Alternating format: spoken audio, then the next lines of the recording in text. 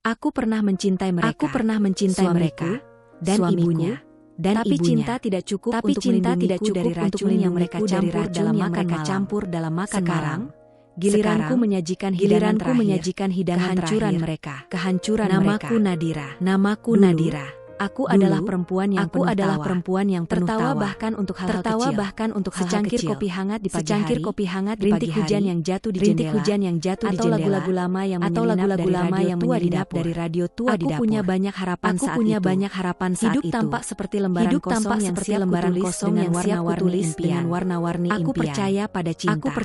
Aku percaya bahwa pernikahan adalah gerbang menuju kebahagiaan. Dan ketika aku bertemu dia, lelaki yang kini menjadi suamiku, inilah dia, belahan jiwaku. Aku menyerahkan seluruh diriku dengan penuh keyakinan. Aku membayangkan rumah yang tawa anak-anak yang mengisi ruang tamu, dan tangan yang akan selalu tak peduli badai sekuat apapun. Tapi kenyataan tak seindah kisah dalam novel yang dulu sering kubaca. Mimpi itu memudar. Tawa yang dulu begitu mudah kini menghilang seperti kabut pagi. Aku tak tahu pasti kapan titik baliknya.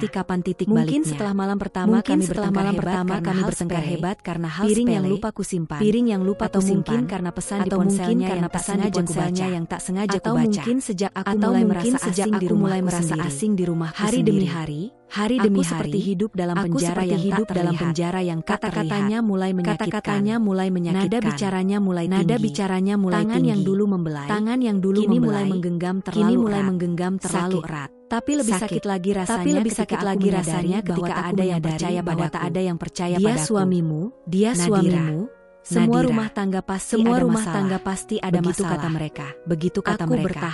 Aku bertahan karena cinta. Mungkin karena takut. Karena aku sudah lupa bagaimana rasanya hidup merdeka. Aku seperti boneka yang digerakkan oleh harapan yang bertahan bukan karena karena tak punya pilihan. Dan disinilah aku sekarang menuliskan kisah ini dengan tangan gemetar. Karena akhirnya aku tak bisa terus diam. Aku harus berbicara. Aku harus bersuara. Ini kisahku. Dan ini awal dari perjalanan panjangku untuk kembali menemukan diriku yang ceria, Nadira yang penuh harapan. Tapi pertama-tama aku harus membuka luka ini. Aku dibesarkan dalam keluarga sederhana. Diajari untuk percaya pada kerja keras, pada cinta yang tumbuh dari saling pengertian. Sejak aku sudah jatuh cinta pada dunia kata-kata. Buku adalah pelarianku, sekaligus jendelaku ke dunia. Aku tumbuh menjadi wanita yang lebih nyaman bercerita soal alur cerita dan daripada soal gaun terbaru atau tren terbaru. Karierku sebagai editor dari cinta adalah buah dari cinta itu. Aku menikmati pekerjaanku. Membaca naskah-naskah, membantu penulis menyempurnakan karya mereka. Hingga akhirnya lahir sebuah buku yang siap menyentuh hati banyak orang. Itu kebahagiaan bagiku. Aku hidup dalam dunia sunyi namun penuh makna. Dan aku merasa cukup. Lalu aku bertemu Raka. Raka datang seperti tokoh utama dalam novel roman favoritku. Tampan dan memikat. Ia tahu persis cara berbicara, cara membuat wanita merasa dihargai. Dengan senyum menawan dan perhatian yang nyaris tak pernah absen. Ia membuatku merasa istimewa. Mungkin inilah jawaban dari semua doaku. Kami berpacaran selama setahun sebelum akhirnya menikah. Tapi kenyataan tidak seperti bab awal cerita cinta. Setelah cincin melingkar di jari manisku dan nama belakangku perlahan Raka pun ikut berubah. Ia bukan lagi pria yang membacakan puisinya sendiri atau yang rela menungguku pulang lembur dari kantor. Ia mulai mengontrol. Kadang lewat kata-kata halus, kadang lewat diam yang menekan. Ia mulai mempertanyakan pekerjaan. Buat apa sih kamu kerja? Gaji aku lebih dari cukup untuk kita. Katanya suatu malam. Awalnya aku menolak percaya. Kupikir itu hanya masa penyesuaian. Tapi hari-hari berlalu dan sikapnya kian menusuk. bahkan Ia menusuk. memelintir fakta. Ia memelintir Membuatku fakta. merasa bersalah atas hal-hal ketika kecil. aku menangis. Ketika aku Ia menangis, berkata aku terlalu ia sensitif. berkata aku terlalu sensitif. Ketika aku berusaha bicara. Ketika aku berusaha Ia bicara, berkata aku terlalu ia berkata dramatis. aku terlalu dramatis. Dan dari balik semua itu, ada satu sosok yang menjadi bayangan gelap di antara kami. Ibu Ratna, Bu Ratna adalah perempuan yang anggun dan selalu merasa benar. Istri dari seorang pengusaha properti besar yang memiliki banyak koneksi dan lebih banyak lagi pengaruh. Sejak awal, ia tidak menyukai keberadaanku. Kamu anak siapa? Kamu anak Nadira? siapa? Keluargamu Nadira? tidak jelas. Keluargamu tidak Katanya jelas. pada malam pertama Katanya aku pada malam menginap pertama di rumah aku menginap di rumah keluarga mereka setelah Ia menikah. tidak suka caraku berpakaian. Ia tidak suka caraku berpakaian, bicara, bahkan caraku menata dapur. Segalanya selalu salah di matanya. Aku menjadi sasaran sindiran halus dan tekanan psikologis setiap Di depan harinya. Raka, Ia Raka, bisa bersikap manis. ia bisa bersikap Tapi manis. saat kami berdua Wajahnya berubah menjadi Wajahnya berubah menjadi topeng yang tanpa kebencian. ragu menunjukkan Kami kebencian. tinggal di rumah besar milik keluarga Bangunan Raka. 3 lantai dengan Bangunan pilar 3 lantai dengan pilar lukisan marmer, mahal, dan lukisan kaca-kaca mahal, besar yang dan selalu kaca-kaca berkilau. besar yang selalu Tapi berkilau. tak pernah terasa seperti rumah bagiku. Setiap langkah di lorong-lorong panjang itu berjalan di atas pecahan Suara kaca. langkah kaki Bu Ratna di lantai untuk membuat jantungku berdegup Aku tak kencang. punya tempat Aku tak punya tempat untuk Di bersandar. balik kemewahan rumah Di balik kemewahan rumah banyak itu tekanan. tersembunyi banyak Tidak tekanan. ada ruang pribadi. Tidak ada ruang Bahkan pribadi. dapur pun diawasi. Aku hidup dalam rumah yang indah dari luar. namun luar. menyimpan begitu banyak luka di Seperti dalamnya.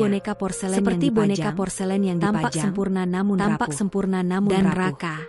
Raka selalu membelanya. Katanya, Ibunya hanya ingin yang Katanya, Aku terlalu sensitif. Katanya, Aku harus belajar menyesuaikan diri. Hari-hari berlalu dalam diam dan pura-pura. Aku mulai kehilangan diriku Perlahan sendiri. tapi pasti. Namun pasti. jauh di dalam diriku. Masih diriku, ada secerca harapan. Karena harapan. aku percaya. Setiap cerita, Bahkan yang paling gelap sekalipun, memiliki kesempatan untuk ditulis Aku ulang. masih ingat hari saat Aku masih ingat hari saat Raka mengajakku dengan duduk di ruang keluarga dengan nada Hanya serius. sebulan setelah kami Hanya menikah. sebulan setelah kami Di tangannya menikah. ada secangkir Di tangannya teh. ada Di secangkir matanya teh. ada tatapan Di yang matanya tak lagi ada lembut tatapan seperti yang tak dulu. lagi lembut seperti Katanya, dulu. Aku ingin kamu fokus di rumah saja. Pekerjaanmu sudah tak relevan. Pekerjaanmu sudah tak Nadira, relevan. Sudah Nadira, saatnya kamu jadi istri yang seutuhnya. Awalnya, Aku hanya diam. Aku hanya Kubiarkan diam. kata-katanya Kubiarkan melayang-layang di udara. Kupikir mungkin ia hanya butuh waktu untuk menyesuaikan Tapi diri. seminggu kemudian, Ia datang membawa amplop berisi surat pengunduran yang ditulis diriku, tanpa yang seizinku. ditulis tanpa Ia seizinku. sudah mengirimkan Ia sudah mengirimkan surat itu ke kantorku. Bahkan tanpa memberiku kesempatan atau menyerahkan tugas terakhirku sebagai editor. Duniaku runtuh. Pekerjaanku bukan sekadar sumber penghasilan. Itu bagian dari siapa Tapi diriku. di mata Raka, Itu tidak penting. Itu tidak Apa penting. sih yang kamu cari dari bekerja? Pujian? Pengakuan? Kamu sekarang istri orang Nadira, kaya. Cukup Nadira, duduk manis di rumah. Tapi rumah itu bukan Itu rumah. penjara. Itu Hari-hariku berubah drastis. Dari seorang wanita mandiri yang terbiasa mengatur hidup Aku sendiri. berubah menjadi seseorang yang bahkan harus minta izin untuk keluar membeli Aku sabun. dikekang. Dilucuti dari kebebasan Aku tak boleh bertemu teman-teman Tak lamaku. boleh mengangkat telepon Tak boleh terlalu mengangkat lama. telepon Tak terlalu boleh lama. berpakaian Tak boleh berpakaian seperti yang Segala kusuka. sesuatu harus Segala melalui sesuatu harus persetujuan persetujuan atau suami atau Bu Ratna ibunya. menjelma Bu menjadi Ratna sosok menjelma bayangan menjadi sosok yang bayangan yang selalu mengawasi dari balik dari balik kamar, pintu dapur, dari setiap dapur, sudut rumah itu. dari setiap sudut Ia rumah tidak itu. pernah menyentuhku Ia secara tidak pernah fisik. menyentuhku secara Tapi fisik. kata-katanya lebih Tapi tajam kata-katanya dari lebih tajam dari Kamu pisau. bukan istri yang pantas Kamu bukan untuk istri Raka. yang pantas untuk Raka. Kamu itu seperti pelayan kelas bawah. Tidak heran kamu tidak bisa punya anak. Tubuhmu lemah. Tak hanya itu, yang membuatku tak bisa tidur selama bermalam-malam adalah ketika aku dengar sendiri percakapannya dengan Raka di ruang Sudah tamu. cukup bersandiwara dengan perempuannya dengan dingin. Katanya dengan Kamu dingin. layak dapat yang Kamu lebih baik. layak dapat yang lebih Perempuan baik. yang bisa Perempuan melahirkan yang cucu. bisa melahirkan Aku cucu. sudah kenalkan kamu Aku dengan sudah Livia, kenalkan kamu dengan anak Pak Livia, Arman. anak Pak Cantik, Arman.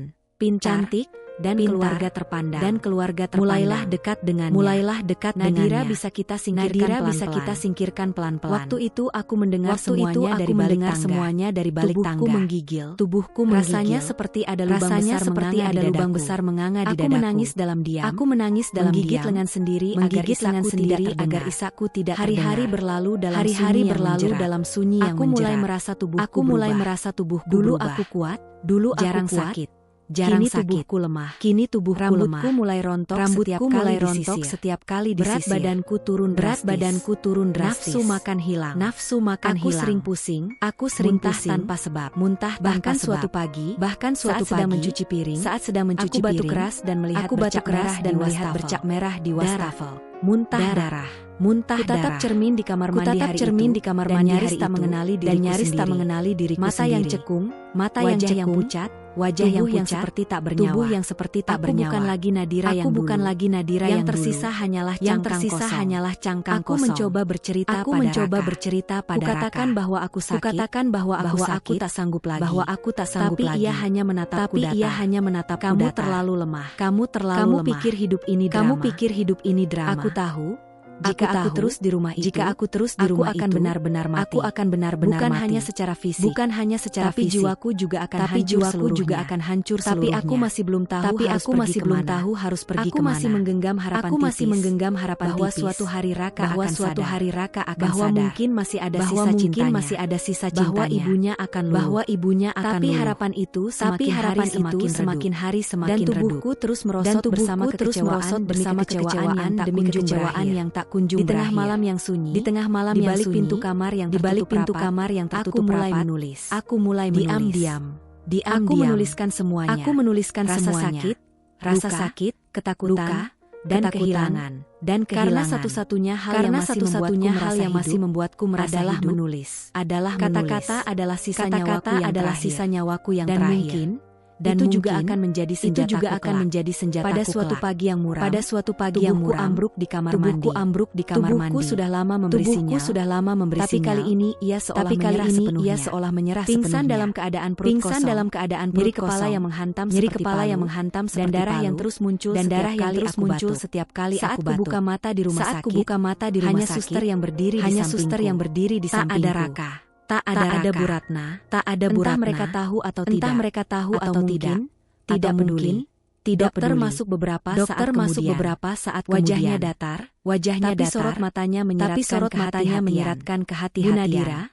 Kami sudah melakukan beberapa pemeriksaan lanjutan.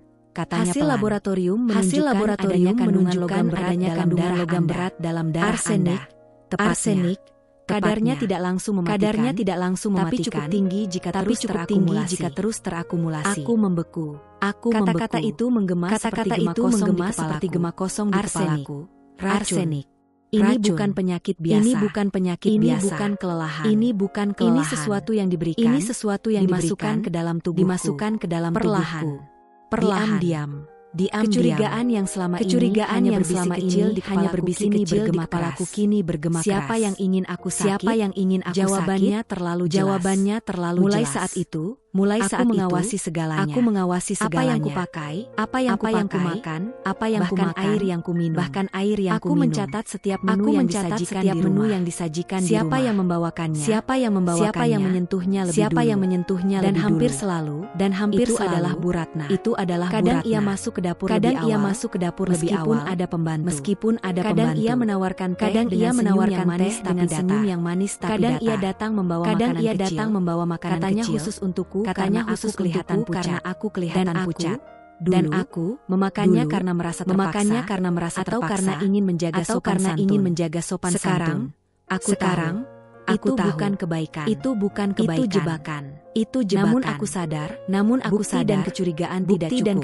Mereka terlalu pandai menyembunyikan kebusukan di balik topeng kehormatan. Maka aku mulai mengambil langkah melalui teman lamaku. Aku berhasil menghubungi seorang detektif pribadi.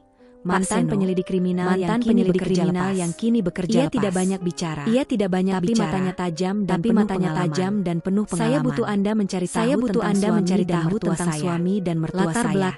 Latar belakang mereka. Keuangan Apapun mereka. yang bisa menjelaskan Apapun semua yang bisa ini. menjelaskan semua Kataku ini. sambil menyerahkan amplop berisi rincian Penyelidikan awal. berlangsung selama hampir Sementara sebulan. itu, Sementara aku tetap itu, menjalani hidup aku tetap seperti menjalani biasa. hidup seperti Tetap biasa. tersenyum saat Tetap Raka pulang malam tanpa Tetap alasan. duduk diam di meja Tetap makan duduk diam di bersama meja Bu Ratna. makan bersama Bu Meski Ratna. tanganku gemetar Meski setiap tanganku kali memegang gemetar sendok. setiap kali memegang Tapi sendok. diam-diam. Aku diam-diam. hanya memakan makanan yang Aku hanya kubeli memakan sendiri makanan yang kubeli dan menyimpan sendiri sebagian dan makanan menyimpan rumah sebagian untuk makanan rumah untuk diuji laboratorium.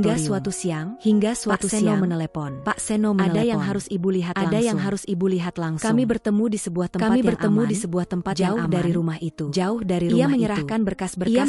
berkas-berkas dan lengkap foto-foto dengan laporan keuangan, lengkap dengan laporan catatan keuangan, catatan dan properti, bukti yang dan menghancurkan sisa kepercayaanku. Ternyata Bu Ratna benar. selama ini Bu memaksa Ratna Raka selama untuk ini menceraikanku, memaksa Raka untuk menceraikanku, tapi tidak secara langsung. Ia tahu jika Raka menceraikanku tanpa alasan citra kuat, keluarga bisa tercoreng. Maka ia merancang jalan panjang, meracuni tubuhku perlahan, membuatku sakit, lalu gila, atau mati. setidaknya tidak bisa punya anak. Dan rencana itu berhasil sebagian. Tes medis menunjukkan bahwa racun itu sudah merusak sistem reproduksiku. Aku kemungkinan tidak akan bisa hamil Air lagi. mataku jatuh. Tapi jatuh. bukan karena lemah. Ada amarah di dalam dada yang kini Selama menyala. ini aku hidup Selama dalam ini penjara aku yang hidup dibuat dalam oleh penjara yang dibuat oleh cinta palsu dan kekuasaan. Mereka tidak hanya ingin Mereka tidak hanya ingin Mereka mengusirku. ingin menghancurkanku. Mereka ingin menghancurkanku. Menghapus eksistensiku seolah-olah aku tak pernah ada dalam hidup Sementara Raka. itu, Sementara itu, berdasarkan Raka penelusuran telah Pak menjalin Seno, hubungan telah menjalin hubungan diam-diam dengan wanita Livia, yang dijodohkan oleh dijodohkan oleh mereka ibunya. bahkan sudah melakukan perjalanan bisnis berdua keluar Dalam kota. laporan tertulis, Bu Ratna berencana berencana membagi warisan lebih besar kepada Raka hanya jika ia menikah dengan Aku Livia. hanyalah penghalang. Aku hanyalah Durasi. penghalang.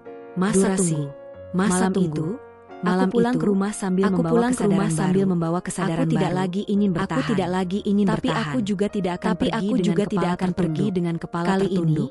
aku akan melawan. Aku akan Dengan melawan. akal, dengan bukti, dan dengan bukti, keberanian yang dan dengan keberanian yang selama ini dikubur dalam Karena diam. aku tahu, Karena ada aku dua tahu, jenis perempuan dalam ada dua cerita. jenis perempuan yang dalam cerita. dikorbankan, Dan yang bangkit lalu membalikan dan cerita. aku memilih yang kedua. Dan aku memilih yang Mereka kedua. pikir aku sudah bahwa kalah. tubuhku yang kurus Bahwa dan tubuhku langkahku yang yang kurus lemah dan langkahku yang adalah lemah pertanda dan akhir. aku membiarkan mereka percaya Aku itu. memainkan peranku dengan sangat Istri yang meyakinkan. patah, Istri yang kehilangan patah, semangat, yang kehilangan tunduk semangat, pada nasib. yang tunduk Bu pada Ratna nasib. makin sering Bu Ratna makin sering menatapku dengan pandangan seolah puas. kematianku Seolah kematianku hanya tinggal Raka waktu. mulai jarang pulang. Raka mulai jarang Rumah pulang. itu, Dulunya rumah itu, kandang emas yang dulunya mengurungku, kandang emas yang kini mengurungku, menjadi panggung kini sandiwara. menjadi panggung sandiwara.